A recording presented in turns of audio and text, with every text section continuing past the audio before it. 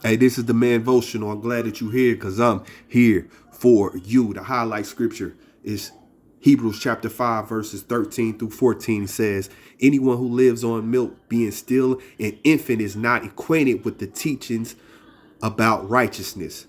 But solid food is for the mature, who by consistent use have trained themselves to distinguish good from evil. What we're going to be speaking about here and how is anger and how this scripture relates to anger. Now, we've been talking about taming the lion within. So taming our anger is a should be a demonstrated item for any man moving into maturity. Oftentimes we got to understand anger often comes as a result of you being triggered. When you're triggered about a past situation that transpired, and you oftentimes bring that anger from the past situation to a current situation, and it's unwarranted. So people don't understand your anger because you really responded to a past situation. We got to understand Dr. Iverson gave us 5 markers of anger, how a person gets to anger. And I'm going to demonstrate that. We seen this transpire with Will Smith. It says, first, when you get anger, you got to be able to identify the primary emotion that you're feeling at that particular time. Sadness, grief. When we're sad, we're grieving, we're grieved, we're anxious. We have a tendency to get anger. But most times when we get angry, it's due to us being frustrated.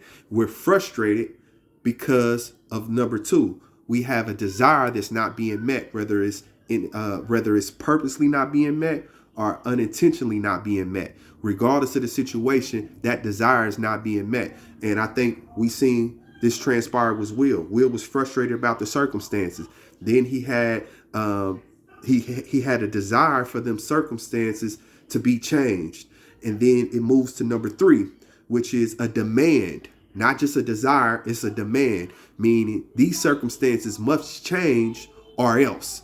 And then you find out, you move to number 4, which is to blame. You need a culprit to blame in the situation, meaning you're the reason why I'm angry, Chris Rock, and you become my target. Once you find a target, oftentimes one demonstrates punishment. And once punishment comes, you get what happened with Will Smith.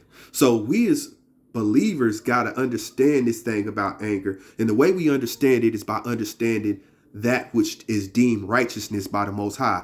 Scripture gives us a good picture of this. It says anyone who lives on milk is still an infant.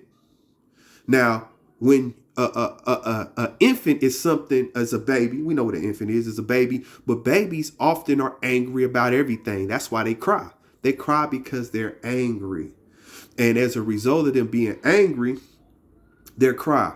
Now, what makes an immature similar to an infant is that when he's angry, he doesn't know how to identify the primary emotion that he's feeling at that particular time. Remember, I told you you're angry because you're either sad, you're grieved, you feeling anxious, or you're frustrated.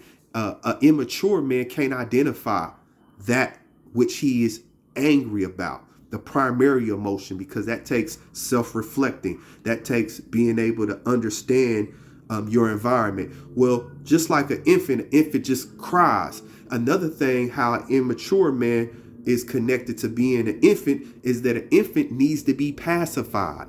We see babies get nurtured by their mother, but a man who is an infant and he shouldn't be in that stage anymore, he's getting pacified by the things of this world, meaning vices, entertainment,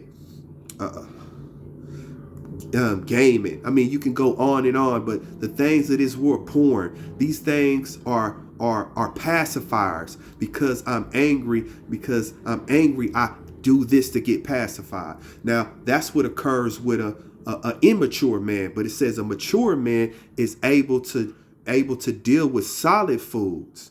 And by because he's consistently training himself to distinguish good from evil. Now, he's training himself with the things that are deemed righteous by God.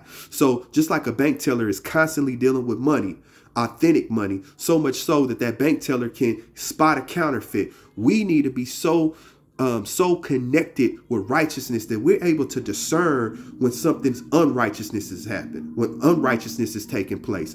The mature man is different from the infant, because the infant is trying to be pacified, but the mature man is dining on solid food. So therefore, he goes about the process of bringing what is nutritious for his body. He's not dependent on another party to pacify him. He's a man who knows what is necessary for his physical body to grow, for his spiritual man to develop, for his mind to reach a higher place. And therefore, he's able to go out and get those things because he's familiar with those things that God has deemed as righteous. So mature man knows how to place his anger in the right places. And when you place your anger in the right places, it's times that you should be angry that you're not angry, and it's times that you're angry when you shouldn't be angry. So I want us to keep in mind that the scripture gives us reasons. Injustice, when injustices occur, there should be an angry from us. There should be anger that comes from a righteous man. Matter of fact, when you see a righteous man get angry, you say, dang, I get that, because it must be something unrighteousness. This is some unrighteousness things that must be taking place in order to see that righteous man get angry. So I just wanted to share that with y'all, man. This is the Men-votional. I'm glad you here, and I'm glad you was able to give me your time. Now I want you to think about what's some things that you get triggered by, and then I want you to think about what's some ways that you have developed in your righteousness.